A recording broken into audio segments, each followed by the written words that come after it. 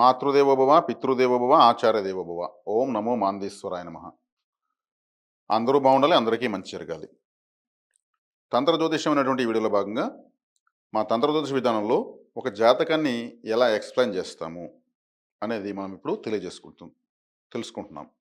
అంటే ఒక ఎగ్జాంపుల్ జాతకాన్ని తీసుకొని ఆ జాతకంలో మంచి చెడులు ఎలా ఉన్నాయి, ఏ విధమైన పరిహారాలు ఎలా తీసుకోవాలి అనేటువంటిది నేను ఇప్పుడు బోర్డు పైన ఎక్స్ప్లెయిన్ చేస్తాను.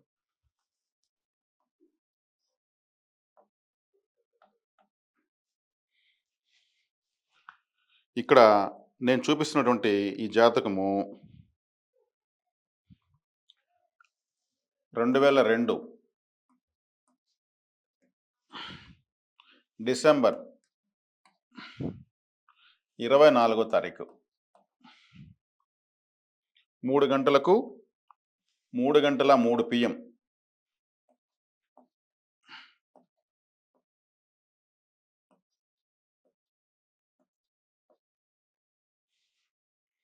జన్మించడం జరిగింది. ఈ జాతకంలో ఇది చిత్తూరు డిస్టిక్లో జన్మించడం జరిగింది. ఈ జాతకంలో గ్రహస్థితి ఈ టైంకి ఎలా ఉందంటే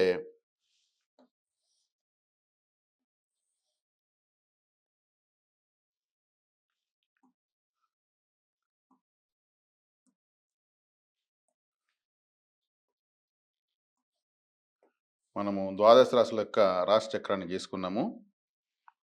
లగ్నము మేష లగ్నమైంది. లగ్నానికి 2వ ఇంట రాహువు, 8వ ఇంట కేతువు, 7వ ఇంట్లో శుక్రుడు కుజుడు,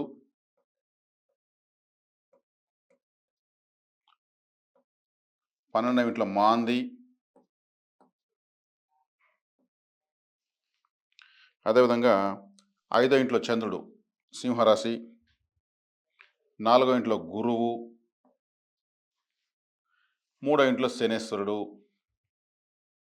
ఇది గ్రహస్థితి. లగ్నానికి ఇరువైపులా మాంది రాహు అంటే మేష లగ్నానికి పాపార్గలం ఉంది.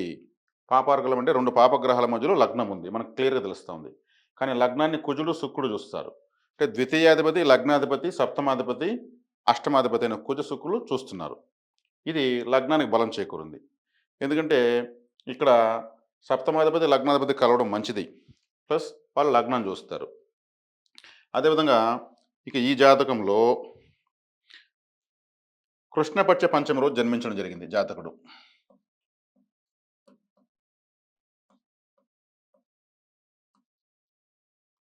అంటే 3వ స్థానము 6వ స్థానము శూన్యమైనవి.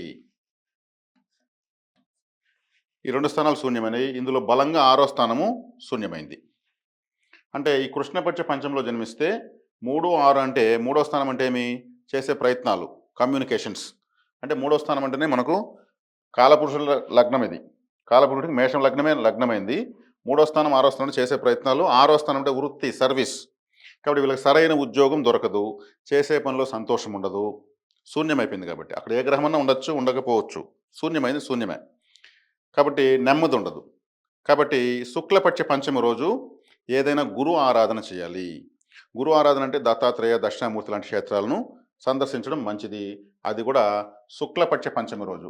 ఎందుకంటే వీళ్ళు పుట్టింది కృష్ణపక్షం కాబట్టి అదే తిథి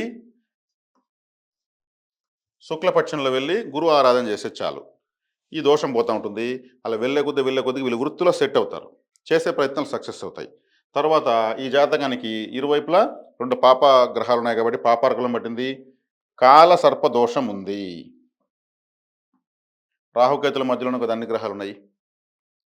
మొత్తం లగ్నాధిపతి, మొత్తం అన్ని గ్రహాలు కూడా వచ్చేసాయి. మాంది వెనుకున్నాడు, ప్రేతగ్రహము కాబట్టి అది కూడా వ్యయస్థానం కాబట్టి నిద్ర సరిగ్గా ఉండదు. మేషలగ్నం కాబట్టి నిర్ణయాలు స్థిరంగా ఉండవు, వీళ్ళకు వేగం ఎక్కువగా చూపిస్తారు, ఇతరులకు బాగా ఉపయోగపడతారు. మేషం ఉంటే తల కాబట్టి, లగ్నం అంటే తల కాబట్టి, అందున కాలపురుడికి లగ్నమైంది కాబట్టి, మేషరాశి లగ్నమైంది కాబట్టి దూకుడు ఎక్కువ, తలకు దెబ్బ తగిలి ఉండొచ్చు, చిన్నప్పుడు హెయిర్ ఫాలింగ్ ఉండొచ్చు, హెడేక్ ఉండొచ్చు, ఎక్కువగా తిరుగుతూ పనిచేస్తూ ఉంటారు వీళ్ళు. 9వ స్థానము ధనస్సు, 9వ స్థానాధిపతి 4వ ఇంట్లో వచ్చేసి పుట్టాడు. ఈ మేషలగ్నం వాళ్ళకు ఉన్నటువంటి ఒక ముఖ్యమైన సూచన. వీళ్ళు తిరుగుతూ వీళ్ళ సొంత ఊరికి దూరంగా ఉంటేనే అభివృద్ధి చెందుతారు. దాంట్లో ఎటువంటి సందేహం లేదు. కాబట్టి కాల సర్పదోషం ఉంది కాబట్టి నమ్మక ద్రోహాలు జరుగుతాయి. బ్యాక్ పెయిన్ ఉండడానికి అవకాశం ఉంది. అష్టమ స్థానంలో కేతు మంచివాడు కాదు. అష్టమ స్థానం పాతాళము, బాత్రూమ్ సూచిస్తుంది. కాబట్టి ఒక కొబ్బరికాయను వీళ్ళు 15 రోజులకోసారి బాత్రూంలో కొట్టి రాత్రి పట్టు పెట్టేసి కుంకుమ చల్లి బయట పారేయాలి. అంటే ఇక్కడ కేతు అంటే మోక్షకారకుడు. అతను వృశ్చికం అంటే బాత్రూంలోనే ఉన్నాడు. ఎక్కువసేపు బాత్రూంలో ఉండకూడదు. వెంటనే ఫాస్ట్‌గా స్నానం చేసుకురావాలి. కాబట్టి ఇక సర్పదోషం ఉన్నప్పుడు ఏమవుతుంది? ఎక్కువగా ఎస్టిమేషన్‌లో ఉంటారు. ఎస్టిమేషన్ అంటే ఏమి? ఇలా అయితే, ఇలా అయితే, ఇలా జరిగితే, ఇలా జరిగితే అనుకుంటా ఉంటారు. కానీ జరగవు. ఇది అడ్డుకుంటా ఉంటుంది పూర్తిగా. అన్ని గ్రహాలను ఇదే అడ్డుకుంటా ఉంటుంది. గరుడ ఆరాధన ఎక్కువ చేయాలి. సర్ప ఆరాధన చేయకూడదు. సర్ప శబ్దంతో ఉన్న వాళ్ళతో పెద్దగా కలవకూడదు. నాగరాజు, నాగరాణి, నాగవేణి, నాగలక్ష్మి, నాగయ్య, నాగేంద్ర, నాగబాబు, నాగరత్నం, ఆదిశేషు, శేషుబాబు, శేషాచలం, ఫణికుమార్, వాసుకి ఇటువంటి పేర్లంతా కూడా సర్ప శబ్దంతో ఉంటాయి. న్యూట్రల్‌గా ఉండాలి. అదేవిధంగా గరుడ ఆరాధన చేయాలి.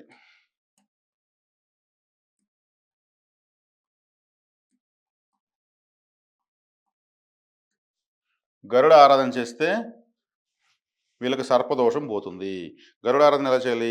శ్రీ మహావిష్ణు ఆలయంలో వెంకటేశ్వర స్వామి గుడిలో గరుత్మంతుల వారి విగ్రహం ఉంటుంది.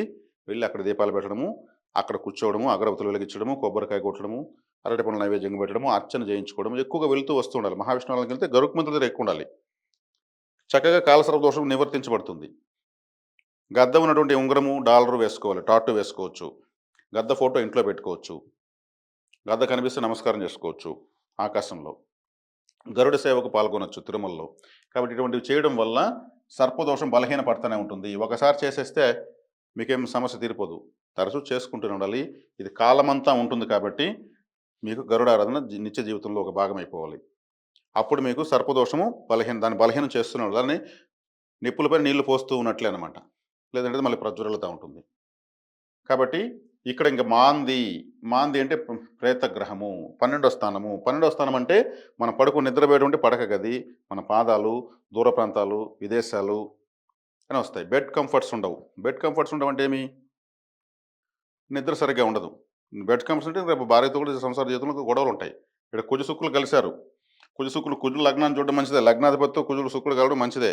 కానీ అప్పుడప్పుడు కూడా గొడవలు కూడా వస్తాయి. ఇద్దరు శత్రు గ్రహాలు కాబట్టి. కరెక్ట్‌గా బెడ్‌రూమ్‌లో మాంది ఉన్నాడు. ఇక్కడ శత్రుగ్రహాలు కలిశారు.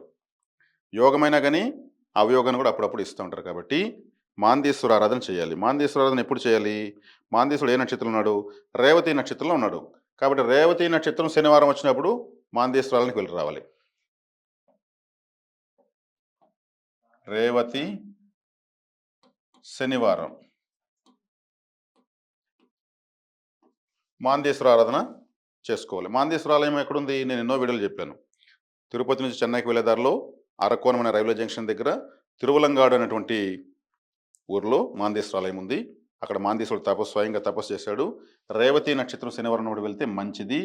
అది చాలా దూరంలో ఉంటే ఏదైనా శనివారం వెళ్ళి రావడం మంచిది. అదేవిధంగా రేవతి శనివారం వచ్చినప్పుడు వెళ్ళొస్తే 100% కనెక్టివిటీ.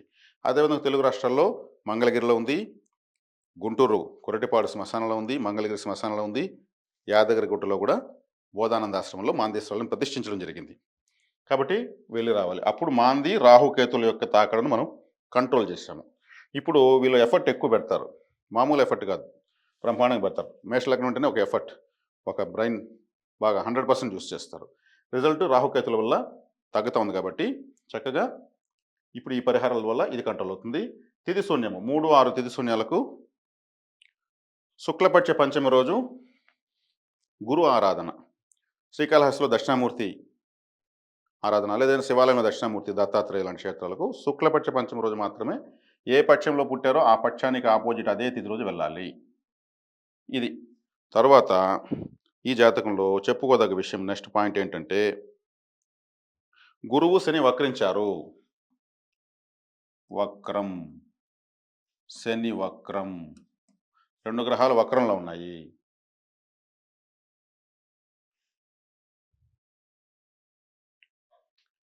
బుధుడు రవి ఇక్కడ ఉన్నారండి.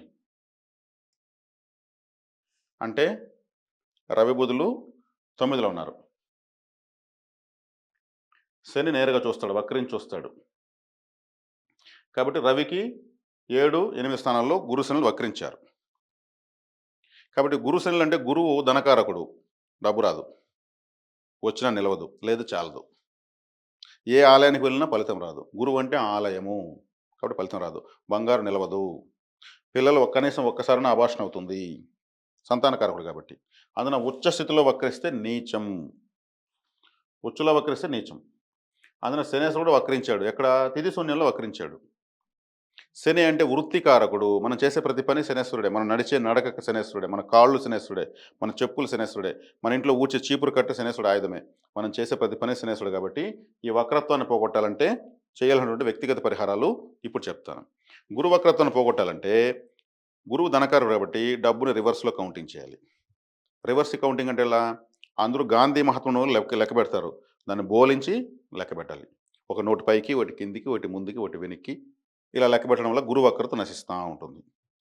Reverse counting. అదేవిధంగా ఏదైతే ఆయన కారకుడో దాని రివర్స్లో మనం చేయాలి.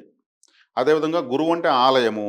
ఒక ఆలయము, ఒక మసీదు, ఒక చర్చు, ఒక ఆరాధన మందిరము, ఒక ప్రార్థనా మందిరము, ఒక పూజా స్టోరు, ఒక యోగా సెంటరు, ఇవంతా గురు ప్రభావం ఉన్న చోట నిర్మించబడతాయి.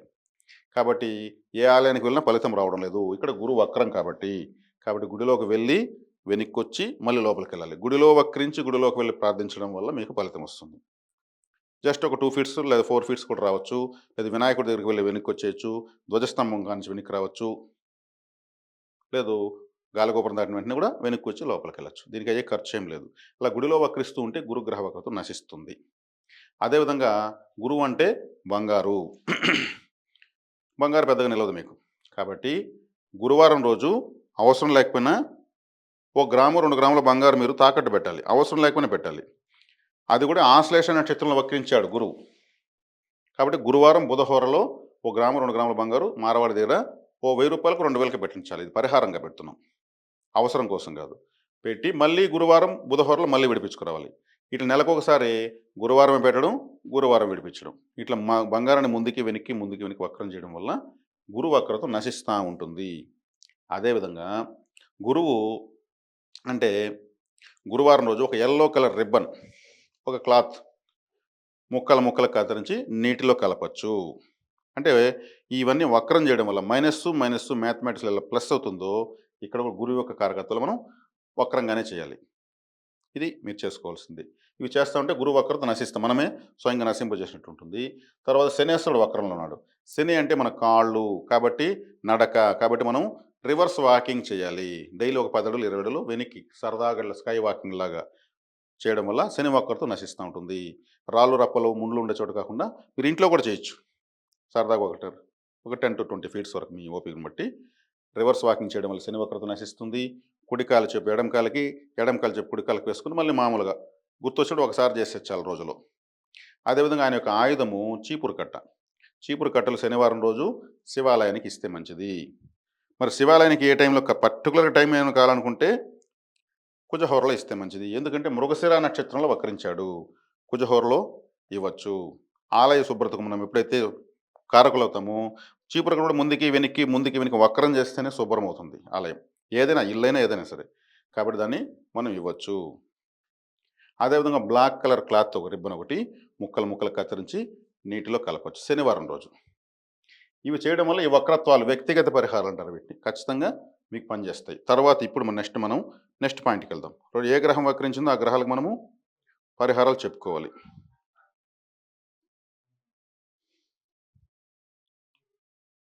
అదేవిధంగా రవిగ్రహం మూలా నక్షత్రంలో ఉంది. మూలా నక్షత్రంలో రవి ఉన్నాడు అంటే సర్పగ్రహ నక్షత్రంలో వక్రించిన గ్రహ నక్షత్రంలో ఉన్న గ్రహం వక్ర ఫలితాన్ని ఇస్తుంది. కాబట్టి మూలా నక్షత్రంలో ఉన్నప్పుడు విఘ్నేశ్వర ఆరాధన చేయాలి. ఆదివారం రోజు విఘ్నేశ్వరాలని కంపల్సరీ వెళ్ళాలి. అశ్విని మఖ మూల నక్షత్రాలకు అధిదేవత వినాయకుడే, దీంట్లో ఎటువంటి సందేహం లేదు. కాబట్టి మూలా నక్షత్రం రోజు వినాయకుడి ఆలయానికి వెళ్ళి రావడం వల్ల, అదేవిధంగా ఆదివారము వినాయకుడి గుడికి కంపల్సరీ వెళ్ళి ఆయన నైవేద్య ప్రియుడు కాబట్టి సమర్పిస్తా ఉంటే రవిగ్రహ వక్రత్వం నశిస్తుంది. చంద్రుడు కూడా మకా నక్షత్రంలో ఉన్నాడు. ఇక్కడ ఈ లెక్కెత్తుకుంటే గురువు, శని, రవి, చంద్రులు వక్రించేశారు. రాహుకేతుల మధ్యలోనే జాతకం ఉంది. మరి ఇక్కడ చూడండి, నక్షత్రాల బట్టే మనం తీసుకున్నాం ఫలితం తప్పితే ఇంకో రకంగా తీసుకోలేదు. కాబట్టి విఘ్నేశ్వరాలయానికి అశ్విని, మఖా, మూల నక్షత్రాల రోజు వెళ్ళడం మంచిది. సోమవారం వెళ్ళొచ్చు, ఆదివారం వెళ్ళొచ్చు. అశ్విని, మఖా, మూల నక్షత్రాలు వెళ్ళొచ్చు. మామూలుగా గుడికి వెళ్తున్నాం కదా, ఇది అండర్లైన్ చేసుకొని వెళ్ళండి చాలు. ఆ వక్రత్వం నశింపజేయడం అంతే, ఇంకేం లేదు. అంటే రవిచంద్రులు అంటే తల్లిదండ్రులు. అంటే మీరు తీసుకునే నిర్ణయాలు లేదా మీ తల్లిదండ్రులు తీసుకునే నిర్ణయాలు చాలా వ్యతిరేక ఫలితాలు ఇస్తూ ఉంటాయని అర్థం ఇక్కడ. కాబట్టి తలలేని గ్రహం కేతువు. కాబట్టి విఘ్నేశ్వర ఆరాధన చేయడం వల్ల మకా నక్షత్రం రోజు, మూల నక్షత్రం రోజు, ఆదివారం, సోమవారం ప్రతిరోజు ఆలయానికి వెళ్తున్నాం. ఇది పర్టికులర్గా ఒక మెథడ్, ఒక ఫార్ములా ప్రకారం వెళ్ళడం వల్ల ఇంకా ఎక్కువ ఫలితం తీసుకోవచ్చు. తర్వాత ఇది వక్ర గ్రహాలు ఎలా చూసుకోవాలి. వక్రించిన గ్రహాల నక్షత్రాల్లో ఉన్న గ్రహాలు డైరెక్ట్గా వక్రించిన గ్రహాలు, వాటిని కరెక్షన్ చేయాలి ఫస్ట్. తర్వాత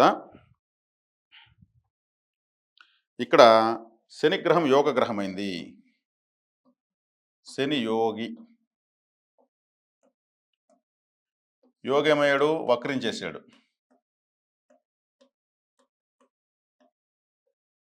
యోగ వక్రమైపోయాడు. యోగ వక్రిస్తే యోగం పనిచేయదు. కాబట్టి ఇక్కడ ఈ పరిహారాలు చేసుకోవాల్సిందే. కాబట్టి యోగం ఇక్కడ పనిచేయదు. పుష్యమి, అనురాధ, ఉత్తరాభాద్ర ఇవి న్యూట్రల్గా ఉంటాయి. ఎందుకంటే ఈ పరిహారాలు చేస్తే, శని యొక్క పరిహారాలు, వక్ర పరిహారాలు చేస్తే న్యూట్రల్ అవుతాయి. లేదంటే యోగము ఇక్కడ జాతకంలో పనిచేయదు. శనివారం న్యూట్రల్గా ఉంటుంది. అందున ఈ లగ్నానికి శనేశ్వరుడు బాధకాధిపతి. బాధకాధిపతి వక్రించడం మంచిదే, కానీ అతనే యోగ్గా వచ్చాడు కదా. ఈ లగ్నానికి 11వ స్థానాధిపతి శనేశ్వరుడు బాధకాధిపతి, అతనే యోగ్గా వచ్చాడు, అతను వక్రించాడు. కాబట్టి మీకు యోగం అనేది న్యూట్రల్ అయిపోయింది. యోగం అనేది పనిచేయదు. నెక్స్ట్ ఏది పనిచేస్తుందో చూద్దాం. హస్తా నక్షత్రం 2వ పాదం కుబేర బిందు.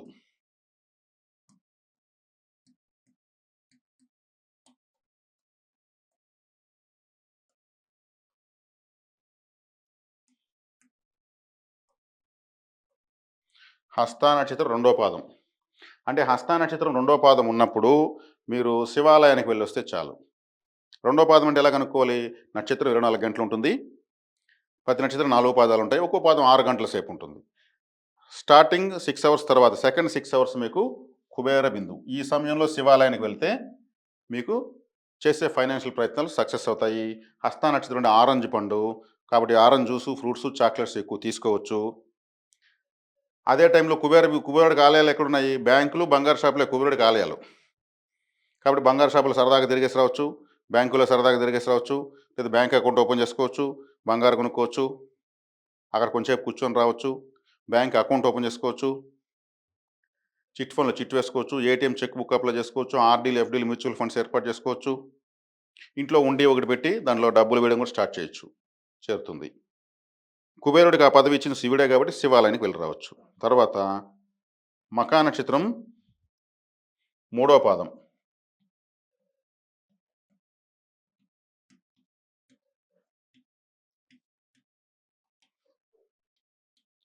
అదృష్ట బిందువు.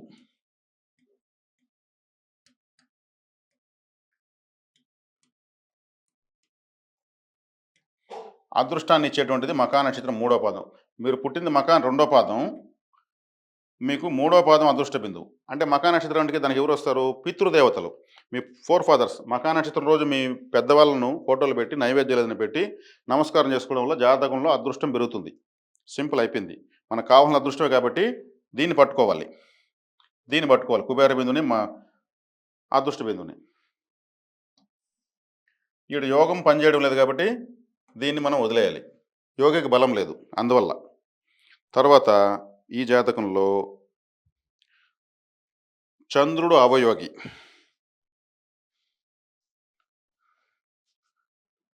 అవయోగి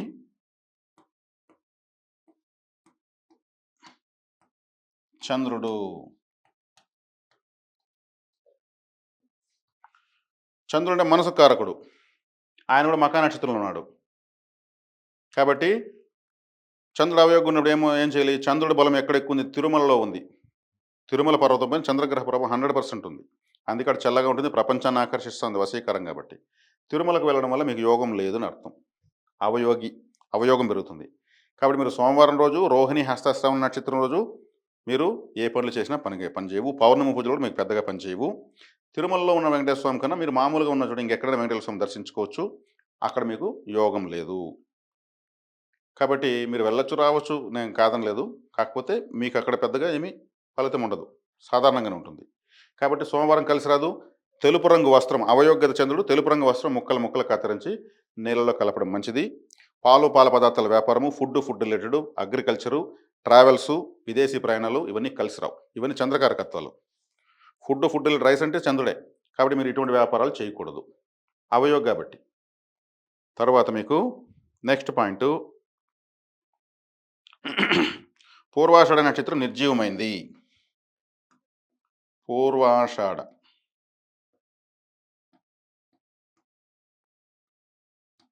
నిర్జీవం అంటే ఏం ప్రాణం లేదు. 9వ స్థానము.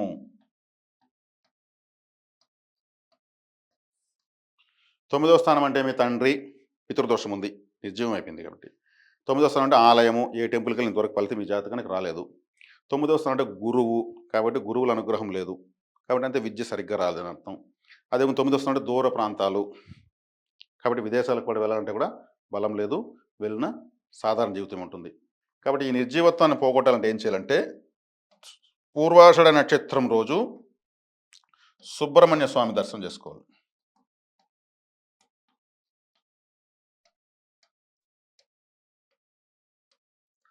మానవరూప సుబ్రహ్మణ్య స్వామి, ఎందుకంటే ఇక్కడ సర్పదోషం ఉంది. సర్పరూప సుబ్రహ్మణ్య స్వామి దగ్గర కాకుండా మానవరూప సుబ్రహ్మణ్య స్వామిని దర్శించుకోవడం చాలా మంచిది. తిరుచెందూరు, పళని, తిరుత్తని లాంటి చెట్లకు వెళ్ళడం పూర్వాషాఢ నక్షత్రం రోజు మాత్రమే వెళ్ళాలి. ఆ నక్షత్రం నిర్జీవమైంది కాబట్టి. అదేవిధంగా గుర్రం నాడా తెచ్చుకోవాలి.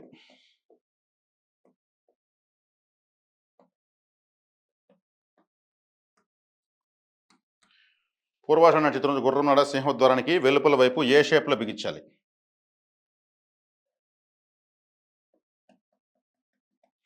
ఇలా బిగించాలి మీ సింహద్వారానికి వెలుపల వైపు.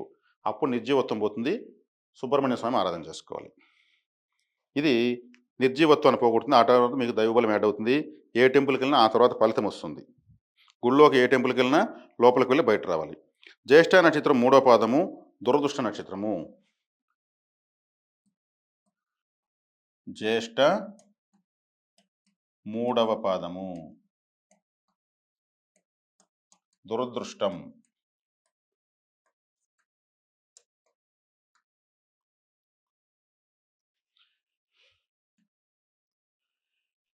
తెలుసో తెలియకో జ్యేష్ఠ నక్షత్రం 3వ పాదం అమ్మాయిని వివాహం చేసుకుంటే ఇంకంతే, ఇంక మర్చిపోవాల్సిందే. దురదృష్ట నక్షత్రం జ్యేష్ఠ 3వ పాదం. ఈ నక్షత్రం ఉన్నప్పుడు ఏదైనా ముఖ్యమైన పనులు చేసినా పూర్తిగా దురదృష్టం కొలాప్స్ అయిపోతుంది. కాబట్టి జ్యేష్ఠ నక్షత్రం రోజు ఏ నిర్ణయం తీసుకోకూడదు. కాబట్టి ఇక్కడి వరకు ముఖ్యంగా పాటించుకోవాల్సిన కుబేర బిందువు, అదృష్ట బిందువు, పూర్వాషాఢ నక్షత్రం రోజు సుబ్రహ్మణ్య ఆరాధన, గుర్రం నాడ, ఇవి జాతకాన్ని కాపాడతాయి. గరుడ ఆరాధన. తర్వాత ఈ దురదృష్టం నశించాలంటే మృగశిర నక్షత్రం రోజు రాఘవేంద్ర స్వామిని దర్శించవచ్చు. మృగశిర 1వ పాదం. మృగశిర 1వ పాదం. ఈ నక్షత్రంలో జన్మించింది రాఘవేంద్ర స్వామి కాబట్టి రాఘవేంద్ర స్వామి ఆరాధన. మృగశిర 1వ పాదంలో రాఘవేంద్ర స్వామి దర్శనం చేసుకుంటే జాతకంలో ఎంత దురదృష్టం నశించిపోతుంది. అది మృగశిర 1వ పాదంలోనే. మీరు ఫోటో పెట్టి కూడా పూజ చేసుకోవచ్చు, లేదా ఆలయానికి వెళ్ళి రావచ్చు. ఎందుకంటే ఆలయాలు అందరికీ అందుబాటులో ఉండవు కాబట్టి. ఇది ఇక్కడి వరకు మేము కుబేర బిందువు, అదృష్ట బిందువు, నిర్జీవ నక్షత్రము, యోగి అవయోగి వివరము, కాలసర్పదోషము, మాంది పరిహారము, దురదృష్ట బిందువు, దాన్ని నివర్తించేటువంటి పరిహారం చెప్పడం జరిగింది. ఇక్కడికంతా ఇవంతా కరెక్షన్ అయిపోతాయి. ఇవన్నీ సింపుల్ చేసుకోవచ్చు, పెద్ద కష్టమే కాదు. ఇక్కడ ఖర్చులు కూడా ఏం లేవు. తర్వాత ఈ జాతకంలో శుక్ర మహాదశలో బుధభుక్తి జరుగుతూ ఉంది. శుక్ర దశలో బుధభుక్తి.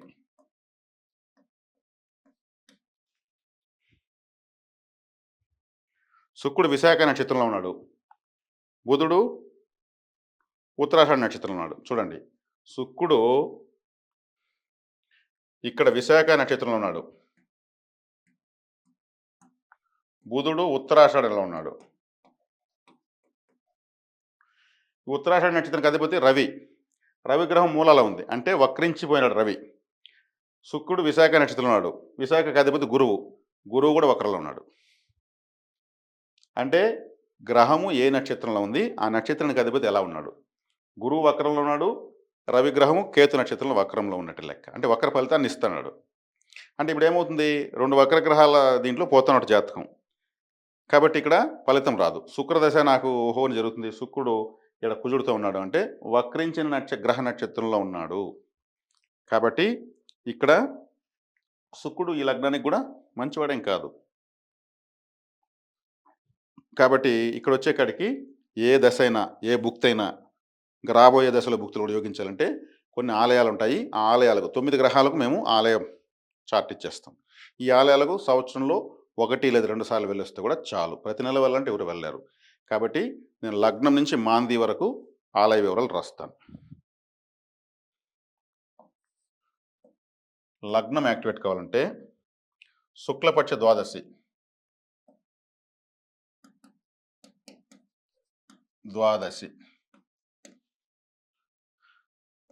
దుర్గారాధన,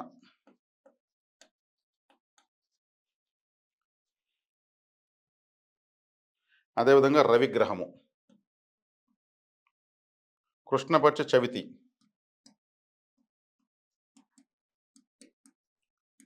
రోజు నరసింహస్వామి ఆరాధన,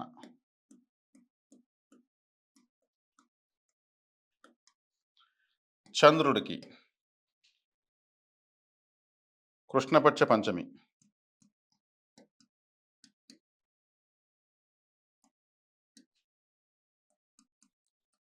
జ్యేష్ఠాదేవి,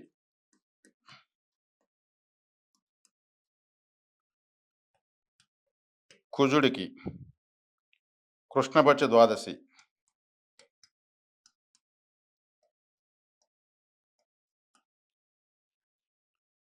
వరాహస్వామి, బుధుడికి శుక్లపక్ష విదియ,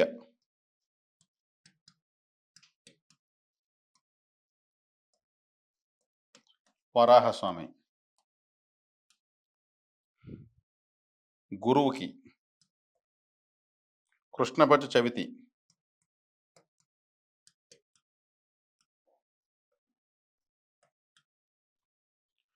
దుర్గాదేవి,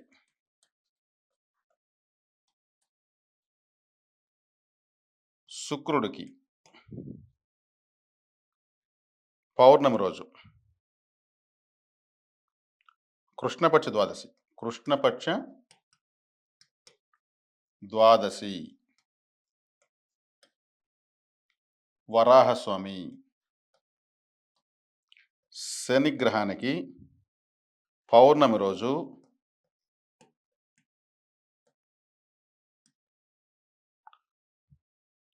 సుబ్రహ్మణ్యారాధన,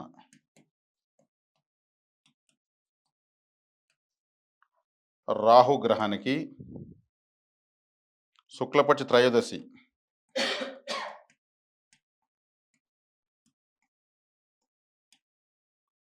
జ్యేష్ఠాదేవి, కేతు గ్రహానికి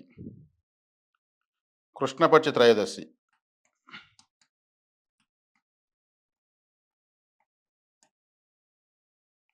నందీశ్వరుడు,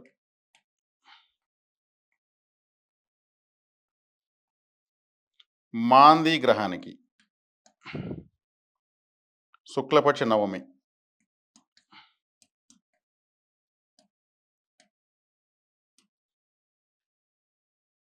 వరాహస్వామి. ఈ గ్రహాలకు ఈ తిథులే ఎందుకు వస్తాయి అనేది ఒక క్యాలిక్యులేషన్ ఉందండి. ఈ కుబేర బిందువు ఎలా క్యాలిక్యులేట్ చేయాలో ఒక క్యాలిక్యులేషన్ ఉంది. అదృష్ట బిందువును క్యాలిక్యులేట్ చేయడానికి మీ జాతకంలో ఒక లెక్క ఉంది. నిర్జీవ నక్షత్రాన్ని లెక్కేసేదానికి ఒక లెక్క ఉంది. ప్రతి ఒక్కటి మ్యాథమెటిక్సే. తొందరలో నేను కోర్స్ స్టార్ట్ చేస్తున్నా. ఆ కోర్స్‌లో ఇవన్నీ ఎక్స్‌ప్లెయిన్ చేయడం జరుగుతుంది. ఎలా లెక్కబెట్టాలి? ఏది కలుపుకుంటే ఏది తీస్తే మీకు అదృష్ట బిందువు వస్తుంది, కుబేర బిందువు వస్తుంది, నిర్జీవ నక్షత్రం వస్తుంది. ఈ తిథులు ఎలా డిసైడ్ అవుతాయి? ఈ తిథులకు ఎలా లెక్కబెట్టాలి? ఇవన్నీ కూడా తిథి శూన్యాన్ని ఎలా లెక్కబెట్టాలి? ఇవన్నీ కూడా నేను కోర్స్ వీడియోలో ఖచ్చితంగా వెళ్తాను. అదేవిధంగా ఈ ఆలయాలకు ఈ తిథుల్లో వెళ్ళొస్తే చాలు. సంవత్సరంలో 2 సార్లు. ఇంకా వెళ్ళొస్తే నెల నెలా ఇంకా మంచిది. మీకు తిరుగుండదు. చివరగా మీకు వైనాసిక నక్షత్రము. ఈ ఆరాధన చేసుకోవడం ఏముంది? పోవడం, రావడమే. చక్కగా ఈ గ్రహాలు యాక్టివేట్ అవుతాయి. ఈ తిథుల్లో ఈ ఆలయాలు వెళ్ళి రావడం వల్ల ఈ గ్రహాలు యాక్టివేట్ అవుతాయి. అదేవిధంగా మీకు వైనాసిక నక్షత్రం వినాశనాన్ని కలిగించేది. మీకు స్వాతి 4వ పాదం.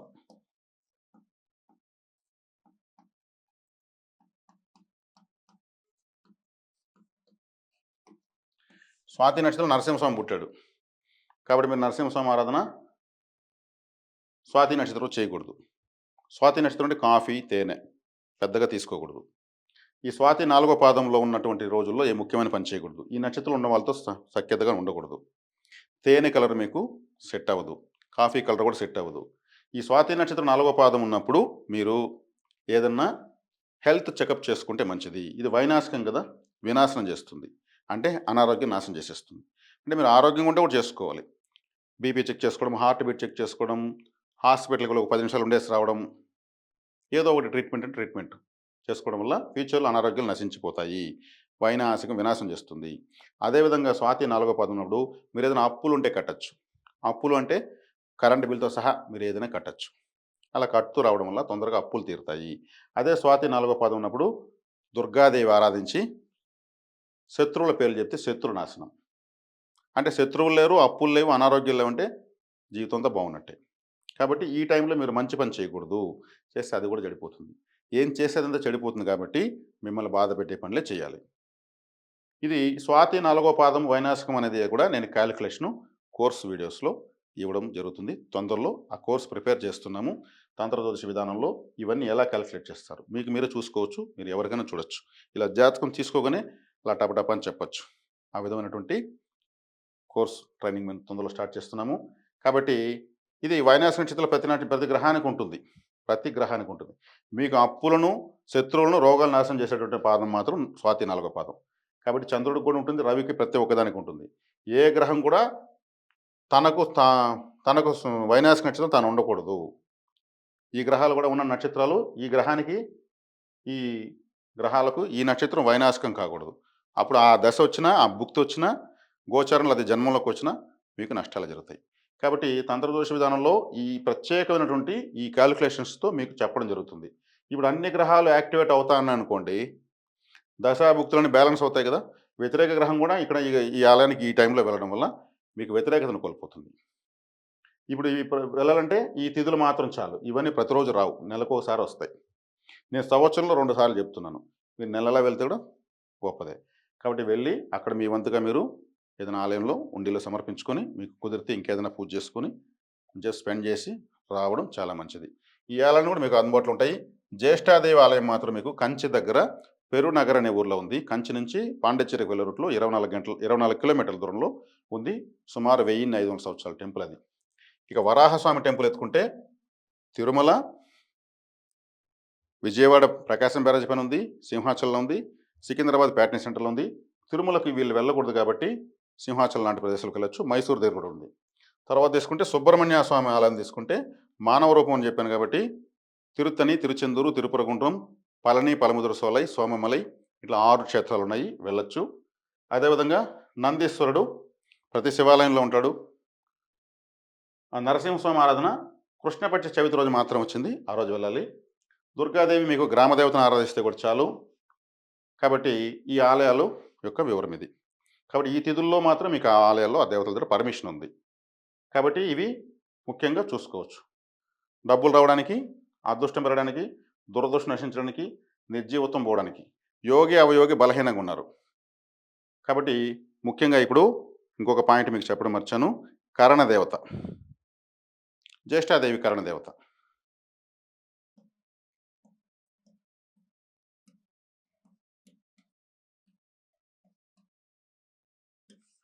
జ్యేష్ఠాదేవికి ఎప్పుడు వచ్చింది? కృష్ణపక్ష పంచమి రోజు వచ్చింది.